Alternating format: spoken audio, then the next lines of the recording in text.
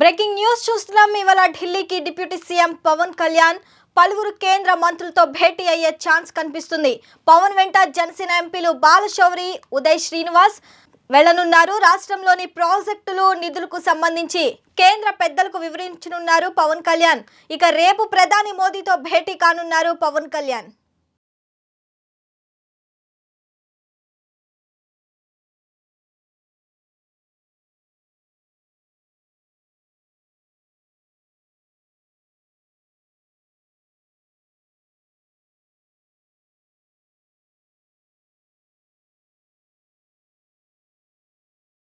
Andhra Pradesh deputy CM Pawan Kalyan బిజీగా ఉన్నారు. అయితే ఈ రోజు వరుసగా కేంద్ర మంత్రులతో సమావేశం కానున్నారు. రాష్ట్రానికి రావాల్సిన నిధులు, పెండింగ్ ప్రాజెక్టులు, ఇతర అంశాలపై చర్చించనున్నారు. ముందుగా కేంద్ర పర్యాటక శాఖ మంత్రి గజేంద్ర సింగ్ షెకావత్ తో భేటీ కానున్నారు. ఇక AP deputy CM Pawan Kalyan Delhi పర్యటన, ఆయనకు కేంద్ర మంత్రులు ఇచ్చిన అపాయింట్మెంట్లను ఓసారి పరిశీలిస్తే మధ్యాహ్నం 1 గంటకు కేంద్ర జలశక్తి మంత్రితో భేటీ కానున్నారు. ఇక మధ్యాహ్నం 3:15 కేంద్ర ఆర్థిక మంత్రి నిర్మలా సీతారామన్తో సమావేశం కానున్నారు. ఏపీకి రావాల్సిన నిధులు, పెండింగ్ అంశాలపై సమాలోచనలు చేయనున్నారు. ఇక సాయంత్రం 4:30 రైల్వే శాఖ మంత్రి అశ్విని వైష్ణవ్తో భేటీ అయ్యి రాష్ట్రానికి సంబంధించిన రైల్వే ప్రాజెక్టులపై చర్చించనున్నారు. ఇక సాయంత్రం 5:15 పంచాయతీరాజ్ శాఖ మంత్రి లాలన్ సింగ్ తో భేటీ కానున్నారు పవన్ కళ్యాణ్. మరోవైపు రేపు ప్రధాని నరేంద్ర మోదీతో పవన్ కళ్యాణ్ సమావేశం కానున్నారు. ఇక ఇదే అంశంపై మరింత సమాచారం మా ఎగ్జిక్యూటివ్ ఎడిటర్ రవీంద్ర అందిస్తారు. రవీంద్ర, చెప్పండి. పవన్ కళ్యాణ్ ఇప్పుడు రాష్ట్ర రాజకీయాల్లోనే కాదు, దేశ రాజకీయాల్లో కూడా ఆయన ఒక ముద్ర ప్రత్యేకమైనటువంటి అంశంగా మనం చూడాలి. ఎందుకంటే ఆంధ్రప్రదేశ్ లో కూటమి ప్రభుత్వాన్ని ఏర్పాటు చేయడానికి పవన్ కళ్యాణ్ చేసినటువంటి కృషి ఎనలేనిది. ఇప్పుడు జనసేన పార్టీ తరఫున వారు పోటీ చేసినటువంటి స్థానాలన్నిటినీ గెలుచుకోవటం, ఇది దేశ చరిత్రలోనే ఒక కీలకమైనటువంటి ఘట్టంగా మనం చూడాలి. అలాగే దేశ రాజకీయాల్లో కూడా భారతీయ జనతా పార్టీ తరఫున ప్రధానంగా నేషనల్ డెమోక్రటిక్ అలయన్స్ ఎన్డీఏ ఏదైతే ఉందో దాన్ని బలోపేతం చేయటానికి ఆయన పవన్ కళ్యాణ్ చరిత్ర అనేది చాలా ఉపయోగపడింది అనేది మనం ఇక్కడ చూడాలి. ఎందుకంటే రాజకీయ వర్గాల్లో జరుగుతున్నటువంటి చర్చ ఏదైతే ఉందో, ముఖ్యంగా మనం తాజాగా జరిగినటువంటి మహారాష్ట్ర ఎన్నికల్లో ఆయన ప్రచారం చేసినటువంటి దాదాపుగా కొన్ని నియోజకవర్గాలు, ఆ నియోజకవర్గాల్లో కూటమి అభ్యర్థులు గెలుపొందడం.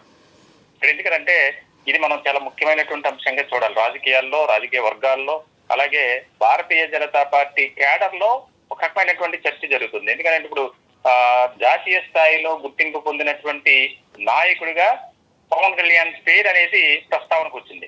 ఇటువంటి క్రమంలో ఆయన ఆంధ్రప్రదేశ్ ప్రభుత్వంలో ఒక ముఖ్యమైనటువంటి రోల్ ప్లే చేస్తున్నారు డిప్యూటీ సీఎం గా. దీనికి సంబంధించి భారతీయ జనతా పార్టీలో ఉన్నటువంటి పెద్దలను కలవాలి, ముఖ్యంగా కేంద్ర మంత్రులను కలిసి రాష్ట్రానికి సంబంధించినటువంటి విభజన సమస్యలు ఏవైతే ఉన్నాయో, అలాగే రాష్ట్రానికి రావాల్సినటువంటి నిధులు, దాదాపుగా ఈ యొక్క పెండింగ్ అంశాలన్నిటినీ క్లియర్ చేయాలి. అలాగే ప్రతి డిపార్ట్మెంట్ లో కేంద్ర ప్రభుత్వం అనేది పాత్ర ఉండాలి. ఇంకా మనం చూస్తున్నాం పోలవరం ప్రాజెక్టు అంశానికి సంబంధించి ఒక రగడ అనేది రాజుకుంది.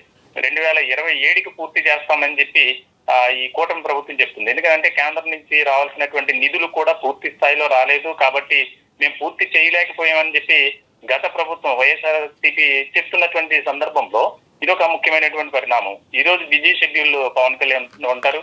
అలాగే రేపు అవకాశాన్ని బట్టి ప్రధాని మోదీతో కూడా సమావేశమయ్యే అవకాశాలు కనిపిస్తున్నాయి. ప్రధానంగా ఈ రోజు జలశక్తి మంత్రి, అలాగే ఆర్థిక మంత్రి, రైల్వే శాఖ, పంచాయతీరాజ్ వీళ్ళందరినీ కలిసి ఆ యొక్క డిపార్ట్మెంట్ సంబంధించినటువంటి అంశాలను చర్చించి ఏదైతే సమస్యల పరిష్కారం ఉన్నాయో వాటిని సాల్వ్ చేసుకునే విధంగా మాట్లాడే ప్రయత్నం కనిపిస్తుంది. అలాగే ముఖ్యంగా ఆంధ్రప్రదేశ్ లో పర్యాటక రంగాన్ని మరింతగా అభివృద్ధి చేయాలి. తద్వారా రాష్ట్ర అభివృద్ధి అనేది పెరుగుతుంది. ఒక దేశంలోనే ఆంధ్రప్రదేశ్ ను ఒక ఐకాన్ గా మనం చూపించాలి. ఆ ఉద్దేశంలో కూడా ఒక ప్రపోజల్ పెట్టే అవకాశాలు కనిపిస్తున్నాయి. పర్యాటక యూనివర్సిటీ ఆంధ్రప్రదేశ్ లో అది కూడా యూనివర్సిటీని నెలకొల్పాలి. దానికి సంబంధించి కేంద్రమే పూర్తి స్థాయిలో నిధులు కేటాయించాలి. ఈ అంశాలన్నిటికీ సంబంధించి పవన్ కళ్యాణ్ అనేది చర్చిస్తారు. ఖచ్చితంగా ఆయన మాటలకైతే అసలు ఎక్కడ కూడా వెనుకాడే పరిస్థితి లేదనేది కూడా మనకు సమాచారం ఉంది. ఎందుకంటే ఇప్పుడు ఎన్డీఏలో చాలా కీలకమైనటువంటి వ్యక్తిగా పవన్ కళ్యాణ్ ఉన్నారు. అలాగే ఈ మహారాష్ట్రకు సంబంధించి ఆయన చేసినటువంటి ఆ యొక్క ప్రచారం కావచ్చు, ఆయన అభ్యర్థుల తరపున చేసినటువంటి ఆ ప్రచారంలో గెలుపొందినటువంటి వ్యక్తులు కూడా అందరూ కూడా మహారాష్ట్ర సంబంధించి ముఖ్యమంత్రి ప్రమాణ స్వీకారోత్సవ కార్యక్రమానికి కూడా ఆయన్ని చీఫ్ గెస్ట్ గా ఆహ్వానించే అవకాశాలు కనిపిస్తున్నాయి. ఇవన్నిటిని బేరీజు వేసుకుని మనం చెప్తే గనక ఖచ్చితంగా కేంద్రంలో ఒక మంచి పొజిషన్ జనసేనకు కేటాయిస్తారు. అలాగే పవన్ కళ్యాణ్ కూడా ఒక మంచి స్థాయి ఇస్తారు భారతీయ జనతా పార్టీలు అనేది కూడా టాక్ నడుస్తుంది. ఎన్డీఏలో చాలా కీలకమైనటువంటి వ్యక్తిగా త్వరలోనే మారబోతున్నారు పవన్ కళ్యాణ్ అనేది. రవీంద్ర, ఇక్కడ పార్లమెంట్ సమావేశాలు ప్రారంభమైనప్పటి నుంచి బీజేపీ నేతల నుంచి పవన్ కళ్యాణ్ కి పిలుపొచ్చింది. ఇది మనం అసలు ఎలా చూడొచ్చు? ఎందుకంటే ఇప్పుడు రాష్ట్రానికి సంబంధించి పవన్ కళ్యాణ్ డిప్యూటీ సీఎం గా ఉన్నారు, అలాగే ఒక పార్టీకి అధినేతగా ఉన్నారు. అలాగే కూటమి అధికారంలోకి రావడానికి తెలుగుదేశం పార్టీ ఎంత కృషి చేసిందో అంతకన్నా ఎక్కువగానే జనసేన కూడా కష్టపడింది, కృషి చేసింది. ఆయన ఎప్పుడైతే 2 పర్యాయాలు ప్రత్యక్ష ఎన్నికల్లో ఉన్నప్పటికీ గత ఎన్నికల్లో పోటీ చేశారు, ఎక్కడా కూడా గెలవలేని పరిస్థితి, ఒక్క స్థానానికి పరిమితం కావాల్సి వచ్చింది జనసేన. అయినా కూడా ఎక్కడా కూడా ఆయన వెనుకడిగేలా 2 చోట్ల పోటీ చేశారు, 2 చోట్ల ఓడిపోయారు. ఆ మరుక్షణమే ఆయన ప్రత్యక్ష రాజకీయాల్లోనే నేను ఉంటాను అని ప్రజాక్షేత్రంలో ఆయన తిరిగారు. ఎన్నో సమస్యలపై ఫైట్ చేశారు. మనం చూస్తున్నాం, చాలా అంశాల గురించి ప్రభుత్వంపై ఒత్తిడి తీసుకొచ్చారు. ఏ నాయకుడు కూడా ఏ పార్టీకి సంబంధించి కూడా అలా సాధారణంగా ఉండరు. ఎందుకంటే నేను ప్రజల కోసం పనిచేస్తాను, ప్రజా సమస్యలే నా ప్రధానమైనటువంటి ఎజెండాగా పవన్ కళ్యాణ్ తీసుకున్నారు. సో ఇలాంటి సందర్భంలో ఆంధ్రప్రదేశ్ లో ప్రభుత్వాన్ని ఏర్పాటు చేయడానికి చాలా కీలకంగా మారారు.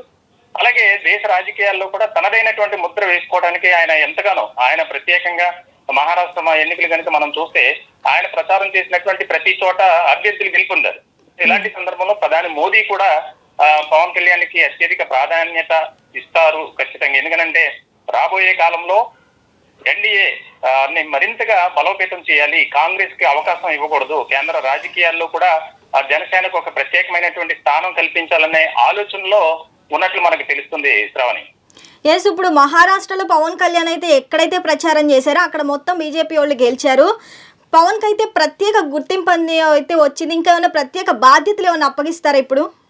ఎగ్జాక్ట్లీ శ్రావణి, కేంద్రంలో ఆయనకు ఒక రకమైనటువంటి అడిషనల్ రెస్పాన్సిబిలిటీస్ కూడా అప్పచెప్తారు ఖచ్చితంగా. ఎందుకంటే జనసేన పార్టీ తరఫున కొంతమంది ఎంపీలు ఉన్నారు కాబట్టి వారికి ఏ రకమైనటువంటి బాధ్యత ఇస్తారు, కేంద్ర మంత్రిగా ఎవరికి అవకాశం ఇస్తారు, ఖచ్చితంగా అవకాశం ఇస్తారు. ఎందుకంటే పార్టీని మనం ఒక మంచి హోదాలో చూడాలి. ఎందుకంటే పార్టీ అధినేతగా మనం పార్టీలో ఉన్నటువంటి వారికి గౌరవం ఇస్తే అది పార్టీ అధినేతగా పవన్ కళ్యాణ్ కు మనం గౌరవించినట్లు అని చెప్పి బీజేపీ పెద్దలు కూడా భావిస్తున్నట్లు తెలుస్తుంది. ఆయన సేవలను కేవలం ఆంధ్రప్రదేశ్ కు మాత్రమే కాకుండా రానున్న కాలంలో దేశవ్యాప్తంగా పవన్ కళ్యాణ్ ను మనం ప్రచార కార్యక్రమాలకు కానీ ఇతర కార్యక్రమాలకు కానీ వినియోగించుకోవాలి అనే ఆలోచనలో భారతీయ జనతా పార్టీ పెద్దలు ఆలోచన చేస్తున్నట్లు కూడా మనకి ఢిల్లీ రాజకీయ వర్గాల ద్వారా తెలుస్తుంది శ్రావణి. మొత్తానికైతే చాలా కీలకమైనటువంటి పరిణామాలు రాజకీయంగా త్వరలోనే జరగబోతున్నాయి అనేది మనకు స్పష్టంగా చెప్పుకోవచ్చు. Okay Ravindra, thank you.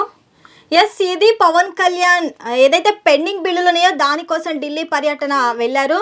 ఇకపోతే కేంద్ర మంత్రి ఆర్థిక సీతారామన్తో కూడా భేటీ కానున్నారు. ఇలాగ కొంతమంది రైల్వే శాఖ మంత్రితో కూడా భేటీ కానున్నారు. ఇకపోతే రేపు కూడా కుదిరితే ప్రధాని నరేంద్ర మోదీతో కూడా పవన్ కళ్యాణ్ సమావేశం అయ్యే ఛాన్స్ అయితే కనిపిస్తుంది. మరిన్ని సంచలన వార్తలకు వీక్షిస్తూనే ఉండండి నెంబర్ 1 న్యూస్. సామాన్యుడి చేతిలో సామాజిక అస్త్రం.